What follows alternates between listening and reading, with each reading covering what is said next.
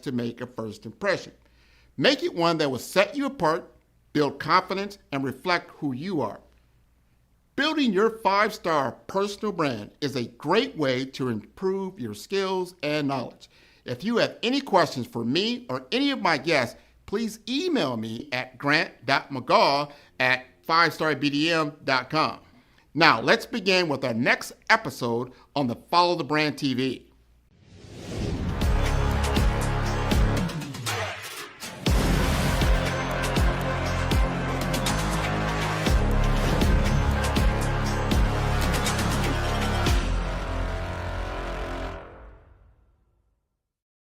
Five-Star BDM, Brand Development Masters, is a professional consulting and advisory group keenly focused on business development services for the small to mid-sized business and entrepreneurs. Although every business is unique, they often share business development challenges that can be addressed through smart branding. Services include process improvement and operations, digital strategy and transformation, business intelligence, digital marketing, and personal branding. Our business and personal branding company has helped a number of professionals and organizations to optimize and grow. This results in more business, more opportunities, better reach, positive outcomes. Visit www.5starbdm.com today to learn more.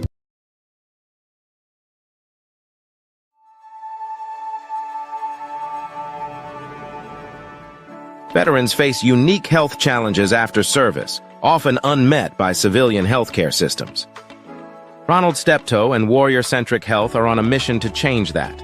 We're the healthiest Americans going into service, but we often emerge with complex health challenges. With 79% of veterans living with at least one chronic condition, compared to 50% of the general population, the gap in healthcare is evident. Only 57% of hospitals ask, "Have you served?" A question that could transform care. Enter Warrior-Centric Health, a revolutionary solution addressing these disparities.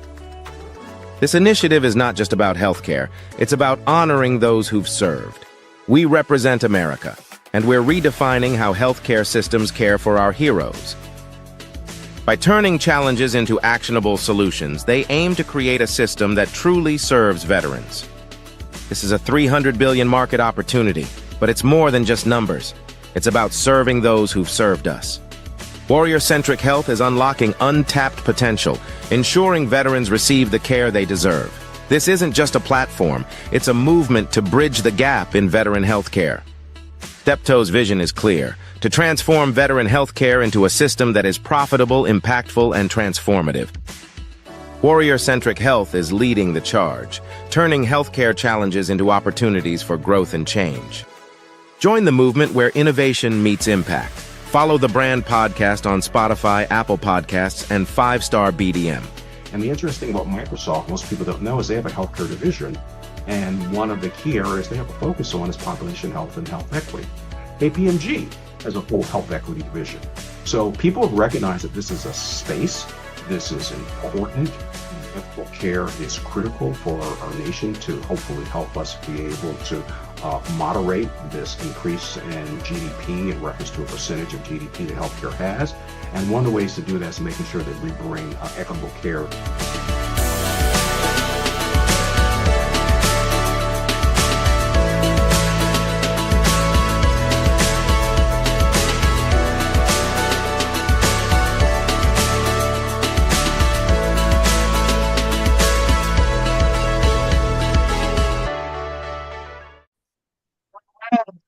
Welcome, everyone, to the Follow Brand Podcast. We're going to take it all the way to D.C. I love D.C. There's so much going on in D.C. We just had some gigantic elections, good, bad, or indifferent. It is what it is, and we've got to move the ball forward.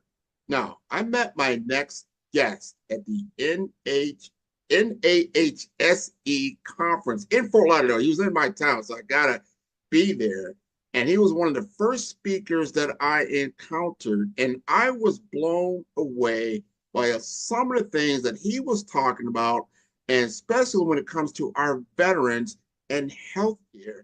And I wanted him to have this candid discussion around what he does, why it is important, and for our audience to truly tune in. So I'd like to introduce you to Ronald Steptoe. Would you like to introduce yourself, Ronald? Grant, it's an absolute pleasure to be with you today. Enjoyed our time down in Fort Lauderdale, again at the conference. And so I'm Ron Steptoe. I'm the co-founder and CEO of Warrior Centric Health. The company is based in the Baltimore, Washington area, specifically Ellicott City, so in between Baltimore and Washington. But it's a dynamic medical DoD tech. So all the things you can think about Washington D.C. and Maryland and Virginia area, it's all that in this particular area. Grew up in the area, had a chance to go to West Point, met my wife there. And so we've settled back here in the DC area the past 30 years and really have dug into the healthcare and health tech space.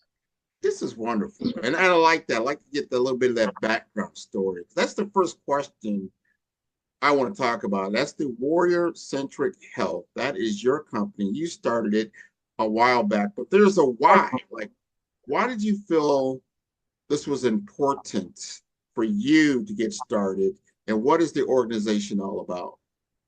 So, Grant, that's a great question. So, if you look at Warrior Centric Health, one of the things that I had the pleasure of being able to do when I was in industry. So, just to give you a background, again, as I mentioned before, I'm a West Point grad. After finished the academy, had a chance to obviously serve the nation. And after the first Gulf War, which ended in 1990, 1991, my wife and I transitioned out and I began to work for a company by the name of Pfizer in the pharmaceutical industry. So I started there at 26 years of age. And it's material what I'm about to share with you, because I remember having what we call our glossy and our slicks as I'm walking into Howard University Hospital, one of my accounts, obviously HCBU, medical school, and, hospital.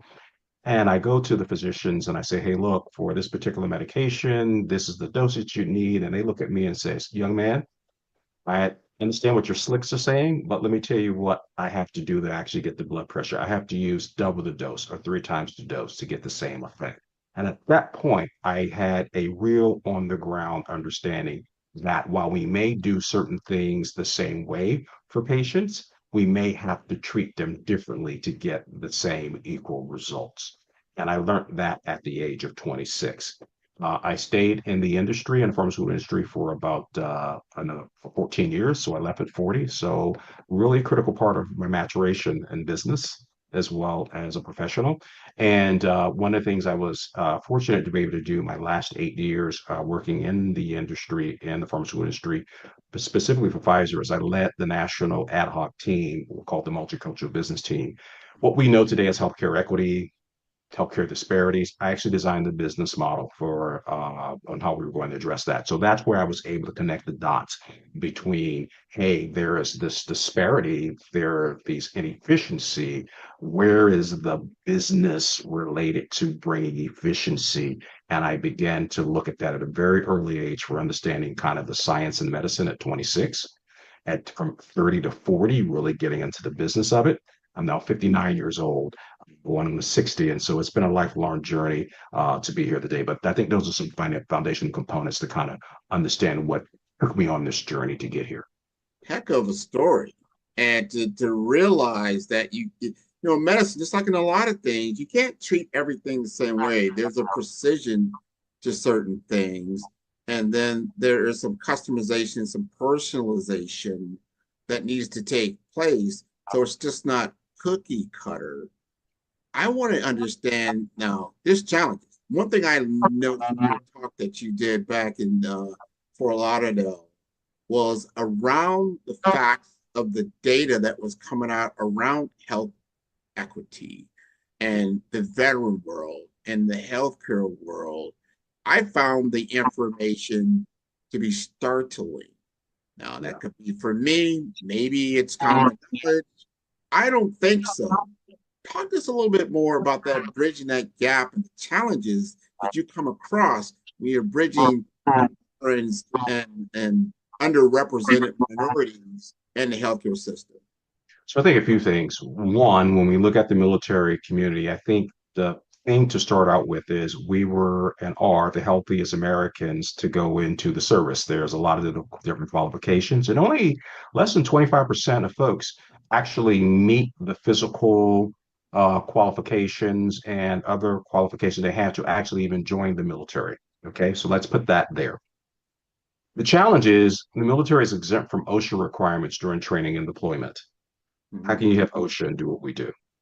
Okay, if we were any other corporation in America, they shut us down tomorrow. Why are you having these people work in these conditions? But again, our job is to run to danger, whether that is the National Guard running to national emergencies or natural disasters that we have, the military doing what they do, firefighters, law enforcement. They're a group of people that run to danger on behalf of society.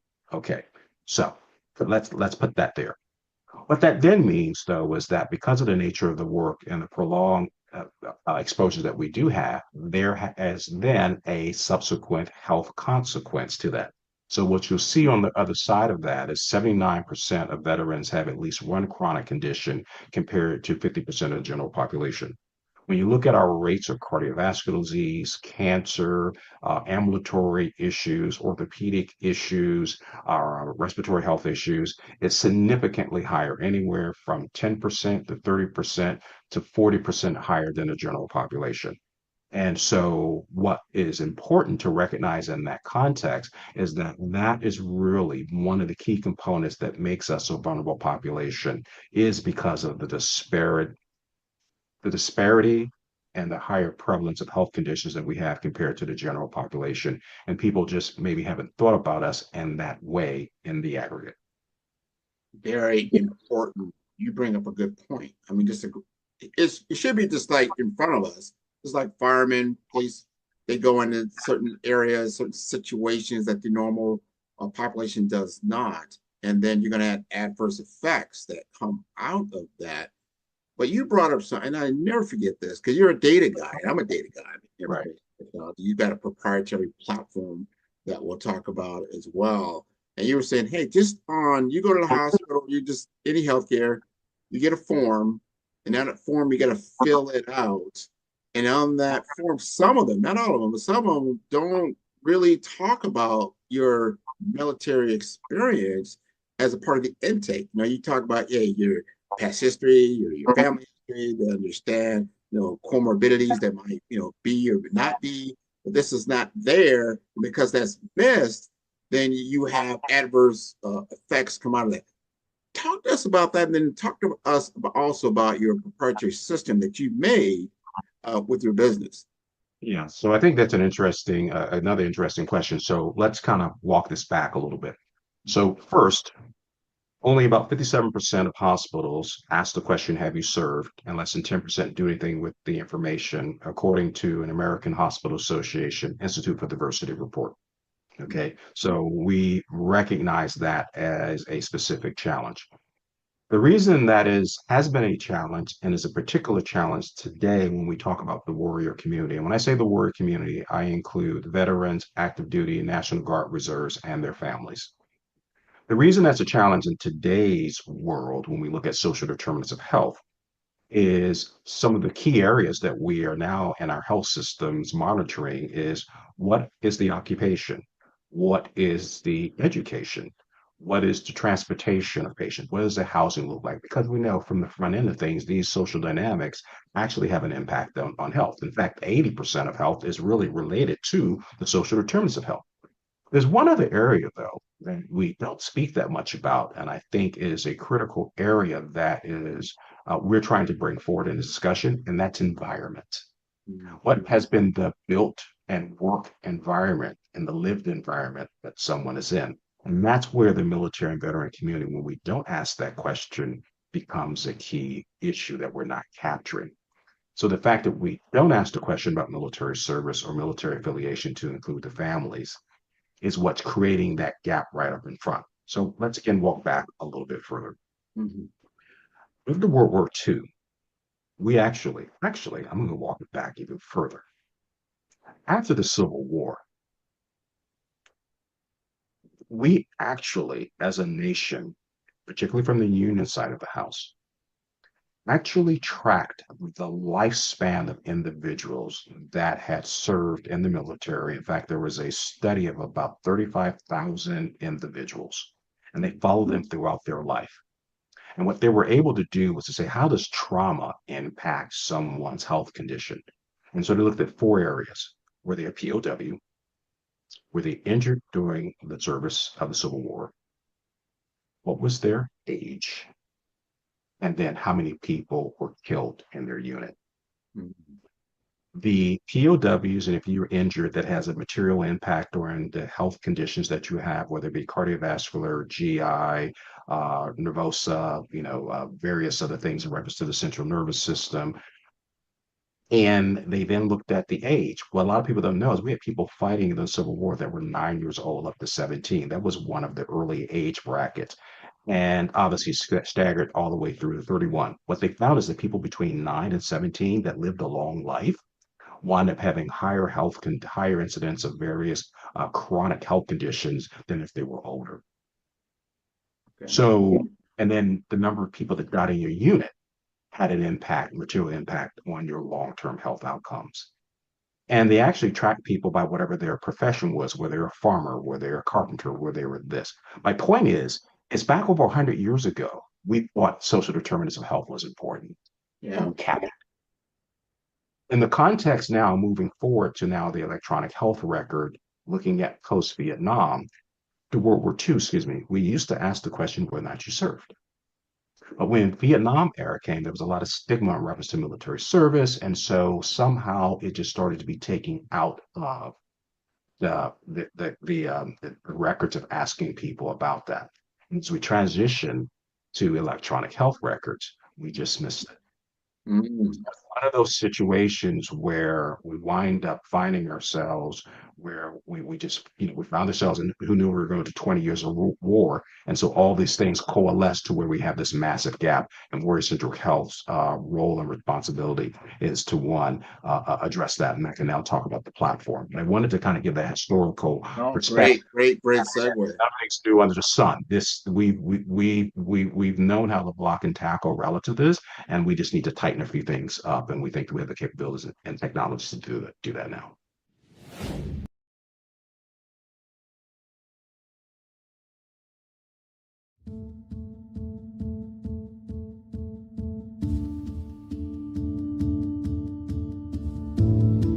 I did not grow up at all with a military background. And so it really wasn't until I met Matt, my husband, that I was really introduced to this whole world. Say hi fast. Both deployments were similar in Iraq and Afghanistan. He was an MP, or military police. He later went on to the police academy and became a police officer, and he was still in the reserves. I actually remember very vividly that weekend. I could tell he wasn't right, but he wasn't complaining. He sort of had that typical soldier attitude of soldiering on, of just, continue through the day. And so I said, let's just go to the urgent care. And he told them that he wasn't feeling well, said that he had some sort of heaviness on his chest. And said, but it's just strep throat. Somebody else on my squad had strep throat. That's all it is. And they did 2 different strep tests. And they said, it's not strep. So we recommend some over-the-counters and a lot of rest. In the middle of the night, I heard what sort of just sounded like loud breathing, and I'm sort of nudging him, thinking it's snoring. And he's not sort of moving or acknowledging. And so I'm nudging him and nothing. And I hear this sort of like breath, like a big breath. And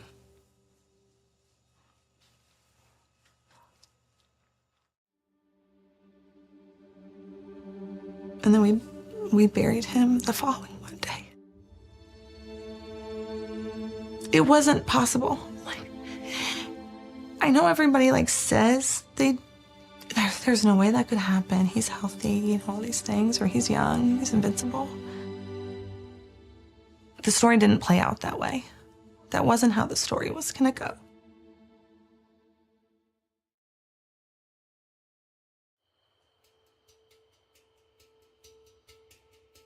It wasn't until years later that I really started to look into it and wonder how this happened.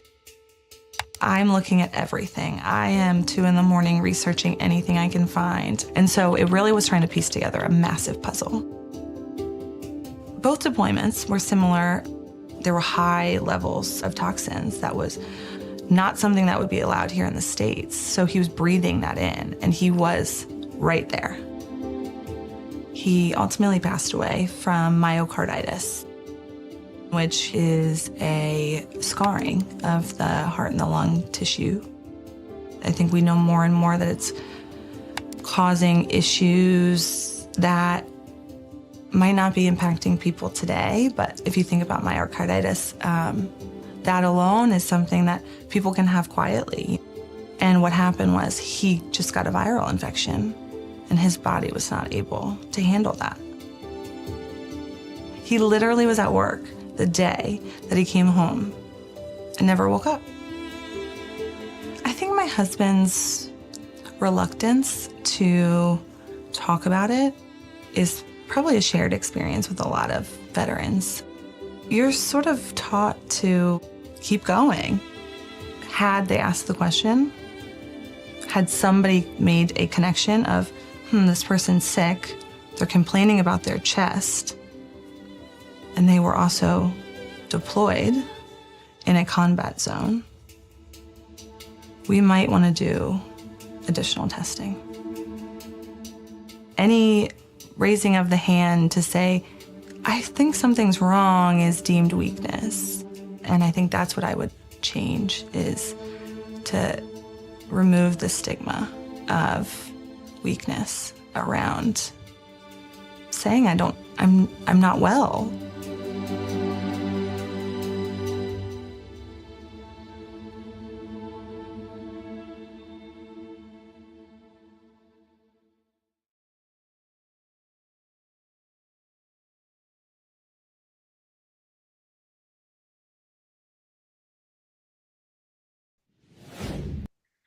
Well, this is what's important. You have to have the background story and understanding what's there. I'm intrigued about, first of all, you say you're in pharmaceuticals, and then you identify the gap, and then you eventually got into your own business and what you're doing now. But you developed this platform. You have a, and that takes a lot to do. So I want you to talk about that platform, what the data that it's capturing, and what its output or outcome that people get out of that, and why people, organizations like Veterans Affairs and others want to do business with you. Yeah, thank you. I appreciate that. So interesting enough, when in 2008, people may remember we had been in war for about 7 years. There was a big scandal at Walter Reed as it relates to not having the capabilities to really care for everyone. And so there was a report called the Invisible Wounds of War report that was commissioned by the RAND Corporation to put together. And one of the 4 recommendations was that there need to be a uniform platform, or at least education, that would train folks on understanding this new phenomena of PTSD, post-traumatic stress disorder, traumatic brain injury, because we were seeing a lot more of that, as well as military culture. And again, from my background, what I was doing in the pharmaceutical industry, I was like, oh, I know what this is, and I know how to build what that recommendation was. So we really had a blueprint already on what needed to be built, but they said that need to be some type of platform that would educate not only the DoD, the Department of Defense, the Veterans Administration, but also commercial healthcare, because service members, veterans, and their families are touching each one of those 3. So we had a chance to get in contact with Walter Reed. We submitted an unsolicited proposal saying we have some ideas on things we've been doing in industry to bring into the military, and we've got a contract to actually begin to develop this idea, this concept of how we really bring together integrating some of the data where we're finding the gaps. Once you identify the data gaps and the clinical gaps, how do you create the clinical medical education specific to the military needs? And then how do you develop a platform that actually began to develop communication tools, not only for the providers, but to patients? So we really were an IP, intellectual property business, starting out on the ground, Walter Reed. And we have since won 8 DoD contracts in the R&D space. So we stayed very, very close not specifically on the VA side, but on the Department of Defense side. Yet we do have some data partnerships with the VA. We still have access to a lot of the studies they do because, again, they've got longitudinal studies they've taken and have developed. And the question is, how do you codify that information into a commodity of education that providers can consume, not only within the Department of Defense, but also in the commercial sector and particularly within the VA as well. So if you think about it, anything, we're an IP engine, we're an intellectual property engine. We look at the data, we scour the data, we scour policy statements, we scour and determine what are the next best practices that folks say should be built. And then we put in place the tools and solutions on what the policy people say should be built. We didn't go build. So we're not building in the blind, we're building to policy. Yes, yes, this is important. And you bring up another good point because veterans aren't just, once you serve and you get out, you go into the commercial world, enterprise world, and you're making your way. Some take advantage of veterans benefits, some don't. They just do regular insurances and that kind of thing. So you have specific data that a lot of these other health systems or HIT systems don't have. Therefore, you can start because you build partnerships with like KPMG and Microsoft and some others. Why is your data so valuable to these types of groups? So that's another really intriguing question. So the interesting thing is that data actually is out there and it exists. The government's been studying us. I tell you, they've been studying us since the Civil War. Okay, we call ourselves G-men and G-women. They got our social security numbers. They know exactly where we live. They keep track of us. And interesting enough, knowing that, there's data on us sitting with the CDC, sitting with the VA, with the DoD, with CMS, with other agencies. We actually go find that data. We actually pull it out, but it's sitting in raw Excel spreadsheets. No one ever thought about bringing it together. And we have some algorithms and things that we do to say, okay, let's align this data. So we mine and align the data on our population. That alignment then begins to tell a story. That story then begins to tell you, so for example, we can tell you based on the data in a particular geographic area down to the zip code, how many service members are in a particular, or veterans are in a particular marketplace, what branch of service they were, what their ages are in the aggregate, what their race is, what era of service they were serving in, and that era of service will tell you what they were exposed to in various parts of the world. We then know, based on those toxins they were exposed to in the various parts of the world, what health conditions are going to come off of that. So for Vietnam, it was Agent Orange causing some respiratory issues and some cancers. And Iraq and Afghanistan, it was oil wells and the first Gulf War and burn pits in the second, as well as sandstorms. So that really begins to frame out what health conditions may actually come off of that. We walk into a health system presumptively with that information. And so we're saying with this number of people from this era, let's say they may be Gulf II or the global war on terror versus Gulf I. And Gulf I, there would have been exposed to oil fires. That's going to cause this. You should be looking and training your docs on these issues. The Gulf II actually is global war on terror. They saw a bit more of these. These are the health conditions, even with the PACT Act. The PACT Act that was just passed in 2022 specifically listed 13 respiratory health conditions and 13 cancers that actually now are presumptive if an individual was step 1 foot over there during their time in service and they have these conditions, they're presumed to have that. So this data all exists. This, and the PACT Act is a law, and they, have the VA saying you need to move forward in this. Here's the key thing. The majority of veterans, of the 18 to 19 million veterans, only 9 million are registered with the VA for healthcare services. Only 6 million get their care at the VA on an annual basis. And here's the key statistic. Of that 6 million, only 12% of male veterans get their care at the VA only. Only 20% of female veterans get their care at the VA only. So nearly 80% of veterans are getting some or all their care in the commercial sector. And so if we've had all these exposures, 79% incidence of at least one chronic disease versus 50% of general population, and we are asking the question, how can you possibly give a correct differential diagnosis? That becomes a quality and a safety issue.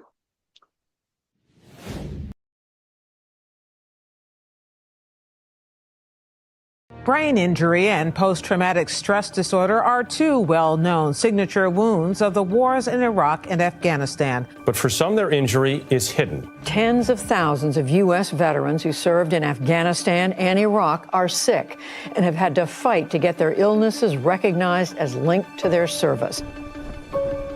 Only 57% of hospitals ask the question, have you served? And less than 10% do anything with that information. When transitioning out into the private sector, that aspect of your life gets lost. So therein begins the misunderstanding, the underrepresentation, and the inability for the healthcare system to provide care that is safe and care that is high quality.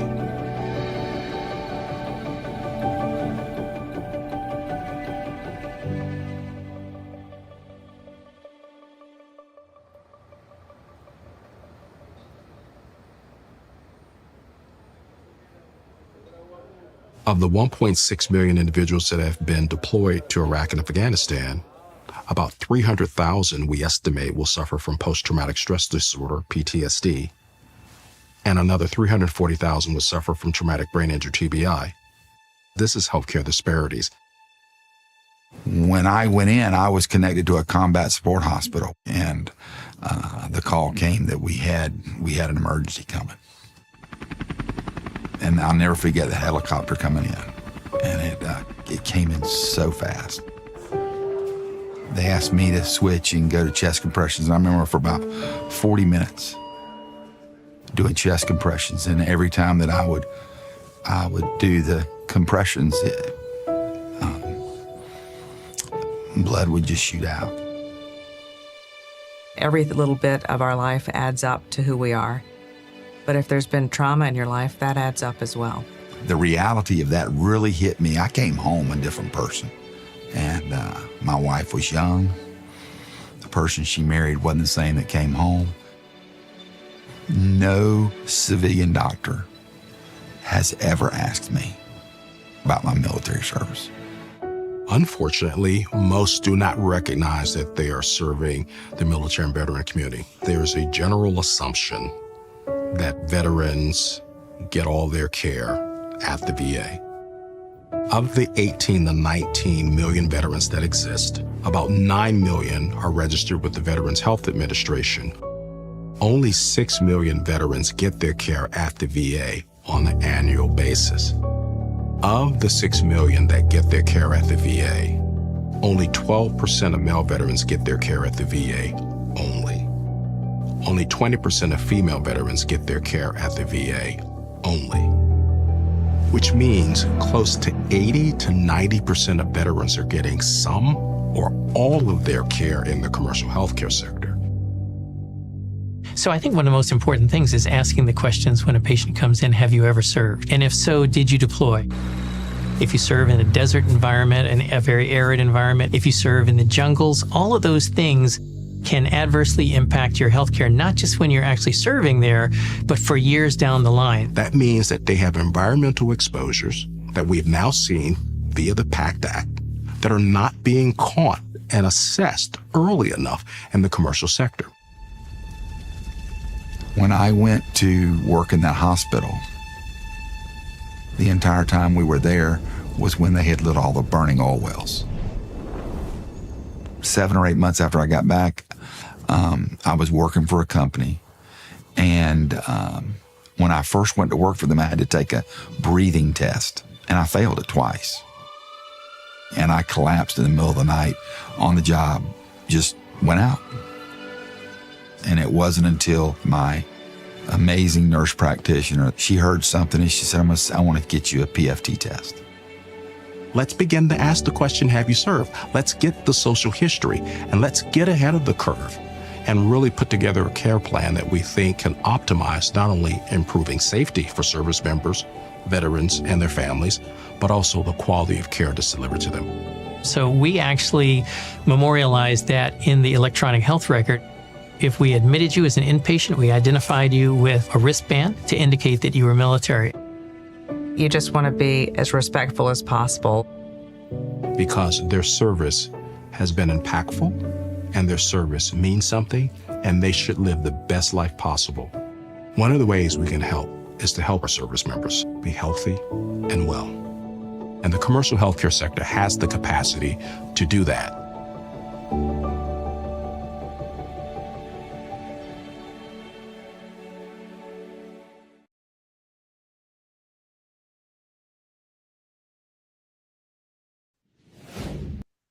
I would agree with you 100. And as you just stated that, I begin to look at, wouldn't the payer community want to have that data because they've got a population model or whatever they're using for their framework in that particular sector? And you're like, hey, you know what? We've got a huge veteran population here, and that we're going to have to serve, and we need to understand, whatever the conditions may be, so that our pricing and how they do contracts and things like that. I find that very valuable. Have you found you have discussions with the payer world and said, hey, you need to come in and talk to us, Ron? Let's sit down and have a conversation. So it's public knowledge. We have we did some work with Kaiser Permanente, so they actually are very interested in this, as well as Vizient. In fact, Vizient published a particular paper which is called the Veterans Field Guide.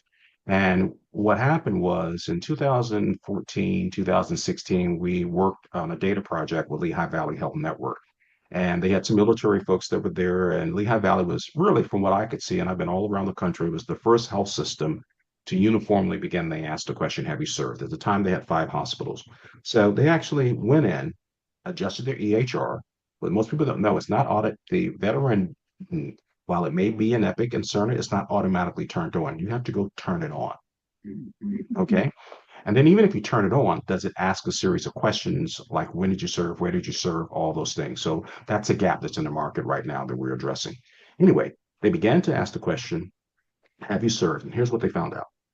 We walked in with the data saying 7% of your population are veterans. Okay. When they began to actually look at the data, they found that 10% of their inpatient and outpatient foot traffic came from 7% of the population. When they looked at the GRGs, okay, to actually look at the diagnostic codes that they were serving, they found that 13% of the revenue came from 7% of the people. When they then did the assessment and looked at the readmission rates, veterans had a 36% readmission rate versus 25% of the general population. So we fight above our weight class in bringing revenue to the table. From a cost perspective, we have a disproportionate number, higher prevalence on the 36%. So no health system wants to take the money off the table. The question is, how do we do better? And right to that. So I think you're right. The insurance payers would be very interested in understanding this marketplace. And again, that was just the veterans. I didn't include the National Guard, Reserve, active duty in that. So it's a very interesting and I think a vastly misunderstood opportunity, financial opportunity for hospitals and health systems. And that's what we want to bring out to them, to say why you're addressing healthcare equity, healthcare disparities with the new CMS requirement for health equity, with the National Patient Safety Goal for healthcare equity with the Joint Commission. While there is the requirement to meet those regulatory and accreditation requirements, we think that there is a tremendous market opportunity to better serve this patient group. And one of the things we say that our IPMH platform, Integrated Military Population Health Platform, facilitates, definitely on the commercial side of the house, is a way to have health systems and hospitals, if you don't mind, somewhat be the USAA of healthcare, powered by our platform in their local markets. Because USAA, the military and veteran community, has a tremendous brand connectivity. I mean, majority of service members have some connection, to include our families. We believe that model and that modeling and reference to brand connectivity, especially as health systems are really becoming brands, how do you connect that? And so our platform allows and facilitates hospitals to be able to do that in their local market. And our partnerships. Now I'm interested. You got me really interested. And I want you to talk to me as if I am the CEO of a major health system, that in a lot of these systems now aren't just providers, they are payers as well. So both, like you mentioned with Kaiser, so this model is happening, but we've got to be able to serve people and to serve people in an equitable way. How do I get you integrated into my system? What's the process of bringing you in, setting you up, and then realizing the benefits of your program? I think, first of all, there are two things that we try to explain.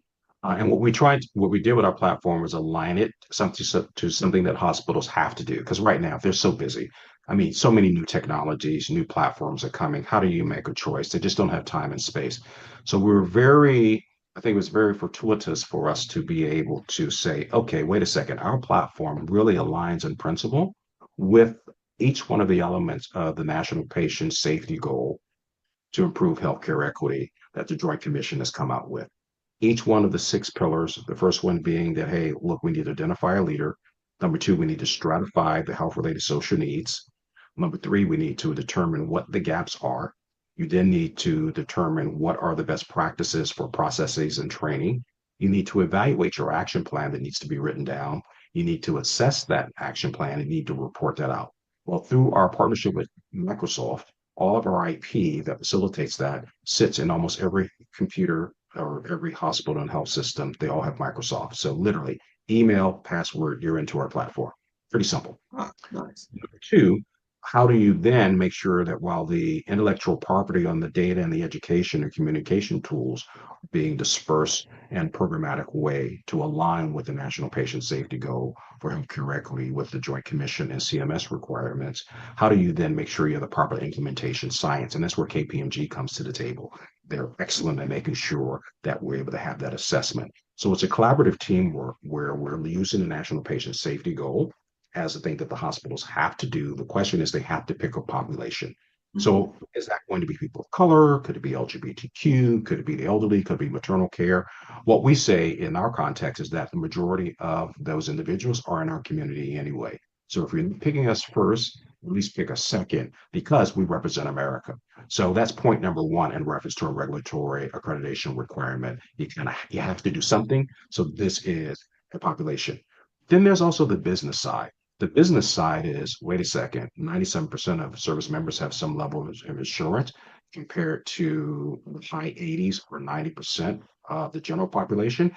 You have more chronic conditions, you're going to get them earlier. And that means you're going to tap my cardiology, respiratory health, oncology, orthopedics. As a hospital and the health system, as an IDN, you're going to be touching a lot of my touch points, a whole lot more than the general population, and you're insured, and I get you younger, and I get a chance to manage your health and optimize that. No one ever put our population in that type of framework before. And when you look at the military and veteran community, again, our families serve as well. They have stressors as well. So you get a chance to, again, sure this market that represents in the aggregate about 25% of the US population. And if you look at the insured value of just, again, that's about 75 to 80 million people. Let's just put a $5,000 price tag on per person. We know it's more. We know it's 8,000. Let's use 5.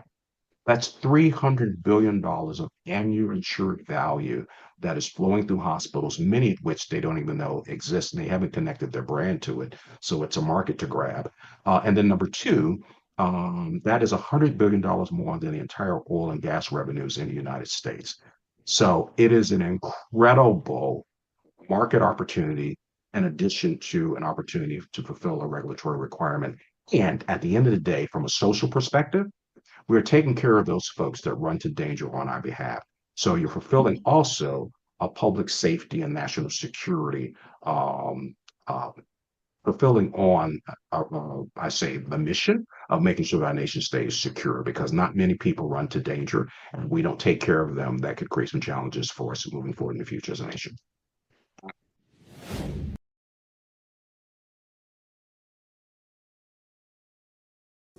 Follow the Brand TV broadcast host, Grant McGaw, as he visits with top executives and entrepreneurs to find out their secrets of success with their personal brand. Follow the Brand TV broadcast host as he focuses on brand development to build better relationships, bring value to your business, relationships, and career. You will enjoy listening to each episode that is tailored to speak to you directly. If you're looking for this type of clarity in terms of building your brand, you have tuned into the right station. Each episode will help you to shape a conversation in the 5-star BDM network of 20,000 professionals and become a springboard for your corporate engagement and business opportunities. Each guest will frame their story in the areas of personal branding, business development, career development, financial empowerment, and technology innovation. Grant McGaw explains why he is the CEO and owner of his own professional career. Grant is an accomplished business leader and entrepreneur who wants to give back to individuals to grow their personal brand strategy. Tune in as he weaves his story about new possibilities, while to you exceed expectations. If you love storytelling, this show will make for fun.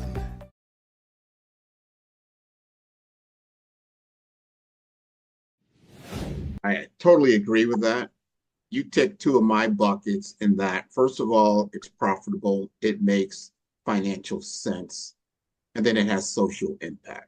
It has, the impact of social good is there, the goodwill that we need in the community, and the branding of that, that you can lead with, hey, we are prioritizing our veterans for their health and their safety. As you just said, they went out, they put their life on the line for us. The least we can do is put our life on the line for them and make them a priority and say, hey, here's our veteran track for you and your healthcare, and this is what it looks like. That makes a lot of sense. Now I want to ask you this from a pricing perspective. I say, yes, I love what you're saying. Let's bring you in. Are you a model that, is it monthly reoccurring that I'm paying? Is it a one-time cost? Talk to me about the pricing model. Yeah, that's great. So one of the things we've done is we've aligned our pricing model along with the every 3 year that the Joint Commission is coming in. Okay. So it's a 3-year platform because, again, change management takes time. And so we place it in such a way that the institution has ability to flex and move in that context over the 3-year period of time. So it's a subscription-based model. We have it outlined, let's say, for example, a major big hospital system. They've got thousands and thousands of people, right? And I'll break down the pricing. This is more of a big hospital, not necessarily medium or small, but let's take the big one. It's about a $660,000 over a 3-year period of time, okay? But remember, over a 3-year period of time, that's about $220,000, okay? Now, from our perspective, as it relates to having to identify a population, meet the TJC requirements, the Joint Commission requirements for the National Patient Safety Goal, that's an FTE and a half. That if you're not using our platform with everything already built, the implementation team, the technology to come, you're going to have to build that. And for an FTE and a half, we already have that going. The upside of that is you have tens, if not hundreds of millions of dollars sitting in your marketplace. By leveraging our platform, we give you the marketing tools. So we always tell folks to take a look at it. If you look at the spend, it winds up being less than 0.5% of the market opportunity that you're going to try to go after. So that's what makes us different than many other tech platforms that you see coming in. We aren't a cost center. We are a profit revenue generating center. We are a technology and a platform that brings a market. And you very rarely see that in health technology. That's true. That's true. Most of the time, most organizations look at technology as a cost center and not revenue generating. But that's such an outdated model, in my opinion, when you start looking at today's NASDAQ and you look at the top companies that are there, they're generating enormous amounts of revenue on a technology platform. How can you look at that as just a cost center? Can I add on that? It's interesting point you bring that up. So I want to merge a few things and ideas. So I'm very fortunate. This top here is for West Point. This next one here is for Oxford University. So I was very fortunate to be a part of a group that goes to Oxford University every year to talk about innovation. And one of the things is the byproduct of us actually participating and me being one of the initial 50 American business people to be a part of that ecosystem. 90% of the S&P's value is in its IP. It's not its brick and mortar anymore. It used to be maybe 70% in the, call it 1970s, but today, 90% of the value that is in the stock market, and particularly S&P 500, is IP. What we allow the Warrior Centric Health is to transfer our IP into a health system's capability. So now they're leveraging our IP as their IP to tap into that marketplace, utilizing technology, technology they already have. Yes. They're already paying for it. We've just plugged our IP into it. And the interesting about Microsoft, most people don't know, is they have a healthcare division. And one of the key areas they have a focus on is population health and health equity. KPMG has a full health equity division. So people have recognized that this is a space, this is important. Medical care is critical for our nation to hopefully help us be able to moderate this increase in GDP in reference to a percentage of GDP that healthcare has. And one of the ways to do that is making sure that we bring equitable care as the nation becomes more minority majority. And so I think it's really, really important. I hadn't kind of thought of it this way, but what we do imbue to our peers, our IP, so they can leverage their IP as their IP to actually move forward in their local markets. So important to understand the value chain and where we're going. And you both know, we all know that healthcare is very expensive and the current model is outdated. And we got to change. And there's no question about that. We have an elderly population. You know, my stepfather's still living. He's, in his 80s, served in Vietnam. And, I didn't even think about all these other Agent Orange, some other stuff, but I didn't think about so many others have served and that type of thing. And they're doing all kinds of things. Now they're no longer connected to the military, so to speak. But they're carrying around those traits and things, and they don't even know, or unknowns that are there. But if our health system understands it, because preventive care is becoming so big, if I can catch it early, I can help, because urgent care and critical care and long-term chronic disease is what's driving up all the costs. So it becomes in our favor to get this early. You have a great platform for doing that. I have not heard of many, and I've been in the health technology space for a long time. I like your use case and what you're bringing to the table, and you're showing that, hey, adopt this technology, adopt this platform, and you can generate new revenues. And you just alluded to what's on the NASDAQ. Well, what is the IP? You've got to utilize this IP to leapfrog you ahead. And the margins in healthcare are very, very slim. Why not improve that, right? It's interesting you bring that up. I appreciate you saying that, Grant, because you've really driven into a particular point. And let's use another use case, okay, to show really how this can really have a critical inflection point. Women's health. What was women's health 50 years ago? It wasn't a thing. But you very rarely can find a health system that doesn't have a women's health practice today, right? Why is that important? Because at the time we didn't have the technology, and everybody was doing what they thought their version of women's health was, and it was very disparate. So it evolved, but it took time to do it, and now we see it as a major population health practice area. What we're saying today, and we're starting to see this with our LGBTQI populations as well, realize that, wait a second, certain groups of people have different experiences. And so we see these population health areas that are emerging. What we're saying in the context of the military and veteran community, it's very dynamic. It has some real significant health challenges, but also opportunities. But we can leverage technology now to be able to scale uniformly using our platform, so everyone doesn't have to do their own different thing. How are we learning from each other? How are the best practices? So I use the women's health as a basis of what we had to do, and we don't have to get a donor to build a building. Let's just input the IP into the organization as you feel necessary, and it allows for an incredible efficiency as we're bringing custody patients in, because we didn't have to have that hardcore brick and mortar build anymore. Let's input the IP into the brick and mortar you already have. Yes. So what you have with your business and what you're doing, what I see from my lens is that you have ease of use, you have proof of concept. It works. And now you have awareness. You've got people need to be aware of your capabilities and then how to utilize it. So my last question is very simple question. How do we get in contact with you, Ron? Because we need you to book a meeting and have you come on in here and have a conversation. Well, I appreciate that. So obviously I can be reached at ron@warriorcentrichealth.com.